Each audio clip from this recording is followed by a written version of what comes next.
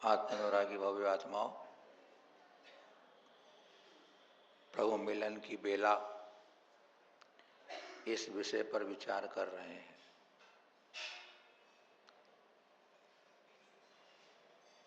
जिनेन्द्र भगवान का जिनालय, जिन मंदिर, जिन चैत्यालय समोषण का प्रतीक होता है। मंदिर को समोषण की कल्पना की जाती है। समोषण का प्रतीक मंदिर, और मंदिर में जो गर्भगृह होता है जिसे मूल वेदी कहते हैं, वह गंधकुटी का प्रतीक होती है। गंधकुटी मानी जाती है और वह गंधकुटी में समोषण में भगवान कमलासन पर विराजमान होते हैं। यहाँ वेदी में भी आप देखेंगे, जितने भी मंदिरों में भगवान की जो प्रतिमा है वो कमलासन पर विराजमान होती है। छोटी चल प्रतिमाएं सिंहासन पर होती है और वो जो अचल प्रतिमाएं होती है वे कमलासन पर होती है। तो जब भी हम जिनालय में प्रवेश करें तो कल्पना करें कि मानो मैं समोषण में आ रहा हूँ, समोषण में जा रहा हूँ, और जो वेदी पर भगवान विराजमान है वे समोषण में विराजमान तीर्थंकर भगवान ही है। मैं समोषण में विराजमान साक्षात भगवान के दर्शन कर रहा हूँ, ऐसी भावना, ऐसी कल्पना करनी चाहिए, होनी चाहिए। कल अपने समझा था कि धन घड़ी धन दिवस यो ही, धन जन्म मेरो भयो, अव भाग्य मेरो उदय आयो, दरस प्रभु जी को लख लयो। बुद्धजन जी कविराज भगवान के दर्शन करने गए तो उनके मन में जो उद्गार आए, उनके मन में जो भक्ति प्रस्फुटित हुई, भक्ति का झरना बहा, और जब उन्हें इस भगवान के दर्शन किए तो अपने आप को धन्य मान रहे हो कि आज की घड़ी धन्य है, आज का दिन धन्य है, और मेरा यह जन्म भी धन्य हो गया। क्यों हो गया? आज मेरा अवभाग मेरो उदय आयो, मेरा भाग्य उदय आ गया आज, इसलिए आज ये सब चीज धन्य हो गई। पुण्य बिना न पाइए भली वस्तु को योग। आचार्यों की वाणी है कि पुण्य के बिना भली वस्तु का योग नहीं मिलता है, संयोग नहीं होता है। जिनके पुण्य का उदय होता है, भाग्य का उदय होता है, जिनका भाग्य के सितारे चमके हुए होते हैं, वे प्रतिदिन जिनेन्द्र भगवान के जिनालय में आकर के वे भगवान के दर्शन करते हैं। बिना भाग्य के, बिना पुण्य के बुद्धि नहीं होती है, विचार नहीं बनता है कि मुझे आज या रोज मंदिर जाना चाहिए। जो भी मंदिर जिस दिन भी आता है उसका भाग्य होता है तो आता है। आपके यहाँ 4 चौके लग रहे होते हैं, किसी एक के यहाँ आचार्य महाराज का हार होता है, 3 क्या क्यों नहीं हुआ?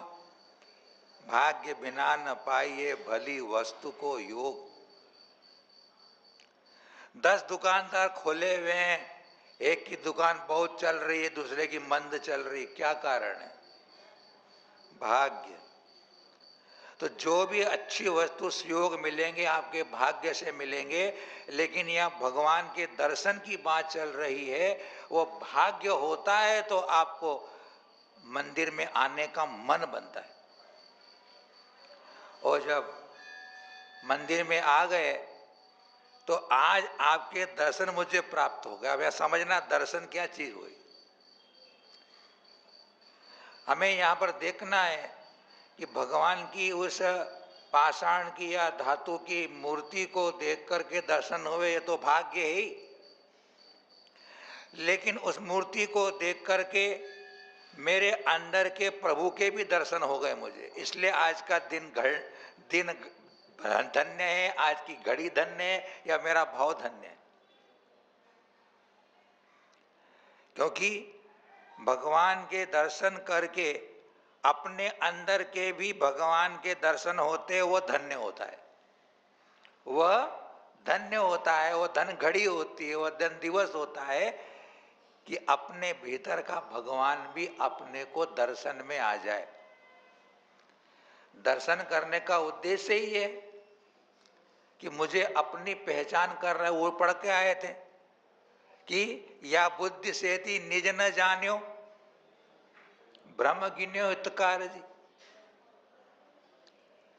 अब हम चर्चा करेंगे यहां पर कि सब काम भाग्य से होता है कि पुरुषार्थ से होता है। भाग्य से सब काम होते हैं या पुरुषार्थ से काम होता है, इस पर थोड़ा विचार करेंगे अपन।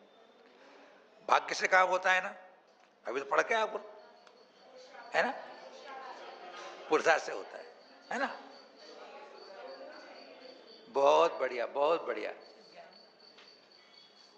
हम अनेकांत स्याद्वाद धर्म के अनुयायी हैं, भगवान महावीर के हम मानने वाले हैं, और भगवान महावीर का मुख्य सिद्धांत रहा है अनेकांत और स्याद्वाद। स्याद्वादी कभी नहीं कहेगा कि भाग्य से ही होता है, थोड़ा ध्यान रखना है। स्याद्वादी ये नहीं कहेगा कि पुरुषार्थ से ही होता है। स्याद्वादी क्या कहेगा? कथनचित भाग्य से होता है, कथनचित पुरुषार्थ से होता है, और कथनचित भाग्य और पुरुषार्थ दोनों से होता है। हमारा सप्तभंगी है ना, सप्तभंगी में जब भी हमारा सिद्धांत जो भी होगा, मेरा वाक्य जो भी होगा, वो वाक्य सप्तभंगी ही होगा।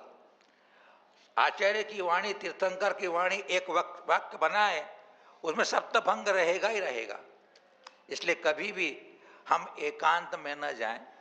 एकांत का आग्रह विवाद खड़ा करता है, एकांत के आग्रह से कसाय हो जाती है, कसाय से मेरा आत्मा का स्वभाव जल जाता है, मेरा धर्म छूट जाता है। इसलिए स्याद्वाद को लेकर के हमेशा तत्व समझना चाहिए। बिना स्याद्वाद अनेकांत को समझे, जिनवाणी को अगर नहीं समझते हैं, सम्यक दर्शन नहीं होता है। सम्यक दर्शन का मतलब ये कि जो वस्तु जैसी है उसका वैसे ही स्वरूप का श्रद्धान करना, वह सम्यक दर्शन है। तो कोई कहता है कि सब कार्य पुरुषार्थ से होता है, कोई कहता है कि सब कार्य भाग्य से होता है। अनेकांत का कहता है कथनचित भाग्य से होता है और कथनचित पुरुषार्थ से होता है। इसकी सिद्धि महान तार्किक, महान न्याय के पंडित, जिन्होंने जिन शासन का डंका बजाया, समंतभद्र आचार्य भगवंत ने आत्ममीमांसा ग्रंथ के अंदर, आत्म परीक्षा ग्रंथ के अंदर स्पष्ट रूप से उल्लेख किया है कि भाग्य किसे कहना, पुरुषार्थ किसे कहना, और क्या चीज होती है उसके अंदर। बुद्धि पूर्वक कार्य करने की अपेक्षा कथनचित कार्य पुरुषार्थ से होता है। परिभाषा समझना, बुद्धि पूर्वक कार्य करने की अपेक्षा कथनचित कार्य पुरुषार्थ से होता है, और अबुद्धि पूर्वक कथनचित कार्य होने से भाग्य से होता है। अब बुद्धिपूर्वक और बुद्धिपूर्वक समझ ले आप। बुद्धिपूर्वक मतलब मैं विचार बना करके किसी काम को शुरू कर रहा हूं, मुझे सफलता मिल रही है, तो क्या कहोगे? मैंने पुरुषार्थ किया, मैंने काम किया, मुझे सफलता मिली। और आपने कुछ विशेष बुद्धिपूर्वक विचारपूर्वक काम नहीं किया है, मन नहीं बनाया है, और आपको किसी वस्तु की प्राप्ति हो गई, किसी कार्य की सिद्धि हो गई, सफलता हो गई, जीत हो गई आपकी, तो वहां अबुद्धिपूर्वक कार्य होने से आपको वहां स्याद्वादी कहेगा कि भैया भाग्य से होता है ना। अब थोड़ा उदाहरण देखते हैं अपन। लक्ष्मण जी ने कोई पुरुषार्थ नहीं किया, लेकिन चंद्रहास खड़ग उनको अपने हाथ में आ गया। शंभु कुमार 12 वर्ष तपस्या कर रहा है, उसको नहीं प्राप्ति हुई, लेकिन लक्ष्मण को प्राप्त हो। वहां क्या कहेंगे अपन? लक्ष्मण विचार करके नहीं कहते कि मैं चंद्रहास खड़ प्राप्त हो, अबुद्धिपूर्वक प्राप्त हो गया ना, तो वहां क्या कहेंगे? लक्ष्मण नारायण था, बहुत भाग्यशाली था, उसको मिल गया, बोले, है ना। चक्रवर्ती के यहाँ 14 रत्न, 9 नदियां और चक्र रत्न अबुद्धिपूर्वक आता है, भाग्य से आता है, पुण्य से आता है। रामचंद्र जी सीता का वरण करने के लिए स्वयंवर में गए और वहां धनुष चढ़ाया, तब जाकर सीता जैसी सुंदर कन्या मिली। यहाँ रामचंद्र जी बुद्धिपूर्वक गए स्वयंवर में, वहां पुरुषार्थ किया उन्होंने, तब सीता की प्राप्ति हुई। वहां क्या कहना पड़ेगा अपने को? पुरुषार्थ से। तो कितने लोग बेचारे कर रहे थे, उनका पुरुषार्थ काम नहीं चला, लेकिन रामचंद्र जी का पुरुषार्थ काम कर गया और उन्हें सीता की प्राप्ति हो गई। अब हम देखते हैं 3 इसके अंदर अपने को भंग मिलेंगे अपने को। कभी कार्य अधिक पुरुषार्थ करने पर भी नहीं होता है, कभी कार्य अधिक पुरुषार्थ करने पर भी नहीं होता है, जब भाग्य नहीं होता है, जब भाग्य नहीं होता है। उदाहरण के बतौर, किसी विद्यार्थी ने 3 बार किसी कंपटीशन एग्जाम दिया, लेकिन उसे तीनों बार में सफलता नहीं मिली, इसलिए कहा जाता है कथनचित पुरुषार्थ से नहीं भाग्य से काम होता है। सीए का कंपटीशन कितना तब कंपटीशन है ना, लेकिन कई लोग ऐसे होते हैं कि 5-5 बार भी दे रहे हैं लोग, उनके सक्सेस नहीं हो रहे, तो मतलब क्या कहना पड़ेगा? उसका भी भाग्य नहीं है, पुरुषार्थ तो कर रहा है, भाग्य नहीं उसके पास। वहां एक ये भंग ही बन जाएगा अपने पास। दूसरा भंग बनेगा, किसी छात्र ने प्रथम बार एग्जाम दिया, सफल नहीं हुआ, दूसरी बार या तीसरी बार में वो सफल हो गया, तो वहां कहा जाएगा कथनचित पुरुषार्थ से काम होता है। उन्हें अगेन ट्राई एंड ट्राई, बार बार प्रयत्न किया उसने, तो क्या कहेंगे अपन? पुरुषार्थ से बोले भैया सीए बना जाता है, बोले भैया। अब तीसरा भंग बनेगा, किसी ने प्रथम बार में सफलता प्राप्त कर ली, पहले अटेम्प्ट में उसने सक्सेस हो गया, वो उसने सफलता हासिल कर ली, तो वहां क्या कहेंगे अपन? कथनचित पुरुषार्थ और कथनचित भाग्य दोनों का जब एक समय समान मेल हो जाता है, तो वहां उचित कार्य उसकी सफलता मिल जाती है, वहां इस प्रकार का कथन कहेंगे। अब आप देख लीजिए, आपका पप्पू कौन है? पप्पू आपका कौन है? राजीव अपना राहुल गांधी जी है। बेचारा कितना पुरुषार्थ कर रहा है, बहुत पुरुषार्थ बन जाए कि मैं एमएलए बन जाऊं, बोले, फिर प्राइम मिनिस्टर बन जाऊं, बोले मैं, लेकिन भाग्य नहीं। और मोदी जी को देखो आप, पहले बार पार्टी ने किया कि आपके हम प्रधानमंत्री बनाएंगे और आप खड़े होइए, बोले, पहले अटेम्प्ट में प्रधानमंत्री बन गए, लगातार 3 बार बन रहे हैं, यहाँ क्या कहोगे आप? भाग्य है। क्या कहना पड़ेगा? भाग्य कहना पड़ेगा। और बेचारा कोई ऐसा होता है, छोटा मोटा नेता होता है, पहली बार में उसको नए टिकट नहीं मिलता है, एमएलए नहीं बनता है, दोबारा भी खड़ा होता तो हो जाता है। तो हमें इन सब बातों से लग रहा है कि हमें पुरुषार्थ करना चाहिए। मैं आपसे पूछूं कि भाग्य बनता किससे है? भाग्य बनता किससे? भाग्य बनता है पुरुषार्थ से। आज का पुरुषार्थ कल का भाग्य है। तो धन घड़ी धन दिवस हुई, धन जन्म मेरो भयो, अभाग्य मेरो उदय आयो, दरज प्रभु जी को लक लयो। पूरे पर्याय में सत्कर्म किए होंगे, अच्छे कार्य किए होंगे, पुण्य के काम किए होंगे, तो किया हुआ पुरुषार्थ आज भाग्य के रूप में उदय में आया और आपको प्रभु जी का दर्शन हो गया। इसलिए पुरुषार्थी बनो। मोक्ष मार्ग पूरा पुरुषार्थ साध्य है। किसी कर्म के उदय से मोक्ष नहीं होता है, किसी कर्म के उदय से सम्यक दर्शन नहीं होता है। सम्यक दर्शन के लिए भी पुरुषार्थ करना पड़ता है। मंदिर क्यों आ रहे हैं, दिनवाणी क्यों सुन रहे हैं, तत्वाभ्यास क्यों कर रहे हैं, शिविर में क्यों जा रहे हैं, शिविर अटेंड क्यों कर रहे हैं, पुरुषार्थ कर रहे हैं ना। क्यों?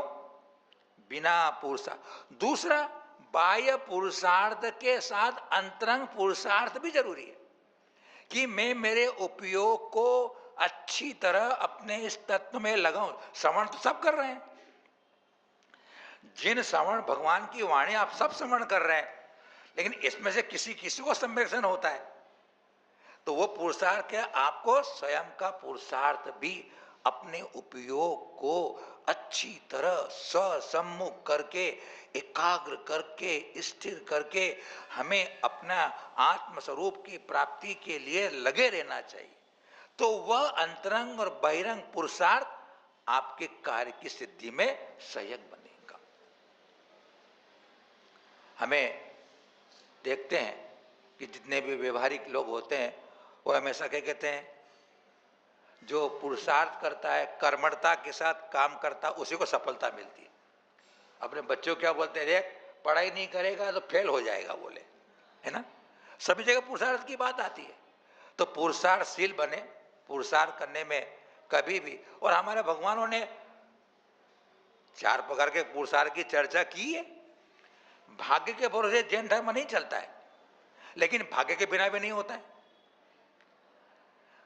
बात कर रहा हूं पुरुषार्थ की, लेकिन वहां कथनचित लगाना, क्योंकि पुरुषार्थ जब कर रहे हैं तो कहीं न कहीं पुण्य या भाग्य गौण रूप से रहता है, ये समझ के चलना।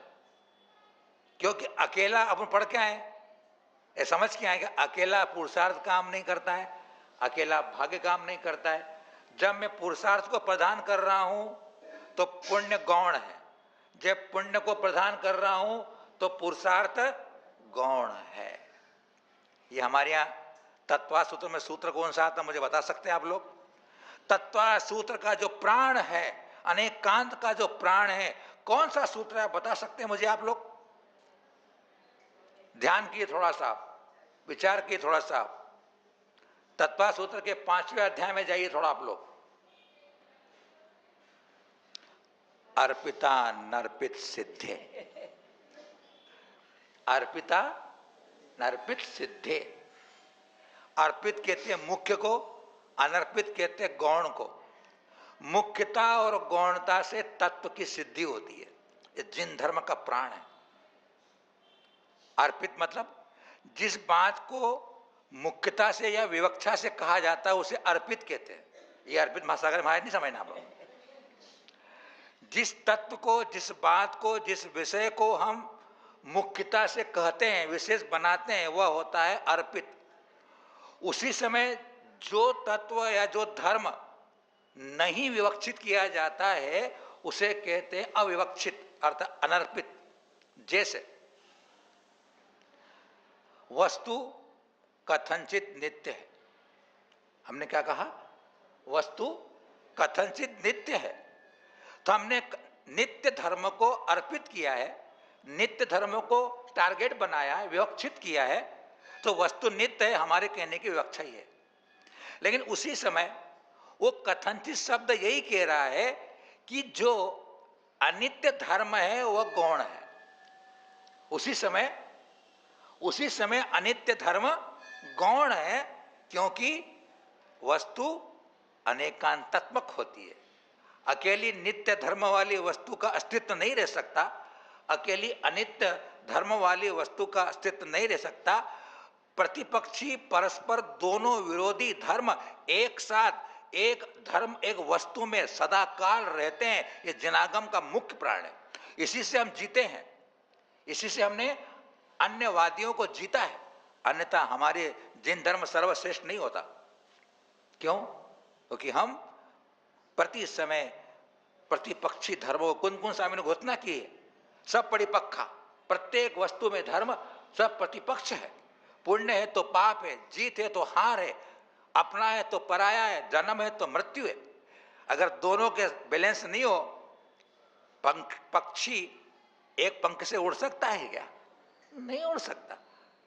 2 पंख से उड़ सकता है। ऐसे वस्तु की सिद्धि भी अनेकांश से होती है, इसलिए कथनचित पुरुषार्थ से काम होता है, कथनचित भाग्य से काम होता है, कथनचित दोनों से काम होता है। विवक्षा कौन सी होती है? रामचंद्र जी पिता भी है, रामचंद्र जी पुत्र भी है, रामचंद्र जी पति भी है, लेकिन कथनचित है, किसी विवक्षा से है। सीता के अपेक्षा से रामचंद्र जी, दशरथ की अपेक्षा से रामचंद्र जी, लव कुश की अपेक्षा से रामचंद्र जी। तो रामचंद्र में सभी धर्म है। जिस धर्म को मुख्य किया वह अर्पित है, जो धर्म मुख्य नहीं हुए वह गौण है, अनर्पित है। इससे वस्तु की सिद्धि होती है। इसलिए भाग्य और पुरुषार्थ दोनों को अपने साथ में लेकर के हमें जिन मंदिर आकर के भगवान की मूर्ति का दर्शन करते हुए अपने आत्मा के दर्शन करने का पुरुषार्थ करना चाहिए। आप लोग बड़े ध्यान से सुनते हैं। अभिभूत हूँ मैं आपसे, आप सबके जीवन में सुख, शांति, समृद्धि, आरोग्यता की प्राप्ति हो, आप मोक्ष मार्ग पर बढ़े। इन्हीं मंगल भावनाओं के साथ गुरुवर आचार्य श्री वर्धमान सागर जी महाराज की सबको क्षमा, सबसे क्षमा।